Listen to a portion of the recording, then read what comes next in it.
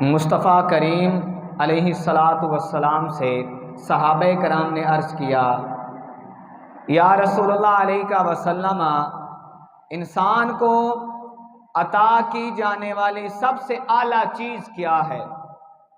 تو آپ صلی اللہ علیہ وآلہ وسلم نے فرمایا کہ اچھے اخلاق۔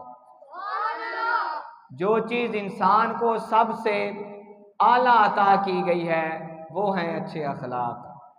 اور حضرت ابو ہریرہ روایت کرتے ہیں، حضور علیہ الصلوۃ والسلام سے پوچھا گیا، کون سے اعمال ہیں جو لوگوں کو بکثرت جنت میں لے کر جائیں گے؟ جنت میں لے جانے والے اعمال کون سے ہیں؟ حضور علیہ الصلوۃ والسلام سے پوچھا گیا تو آپ صلی اللہ علیہ وآلہ وسلم نے فرمایا کہ اللہ تعالیٰ کا خوف، تقوی اور اچھے اخلاق۔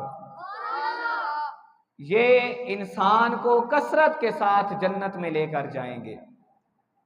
اور ان چیزوں کے بارے میں پوچھا جو انسان کو، لوگوں کو بکثرت جہنم میں لے کر جائیں گے، تو آپ صلی اللہ علیہ وآلہ وسلم نے فرمایا کہ زبان اور شرمگاہ،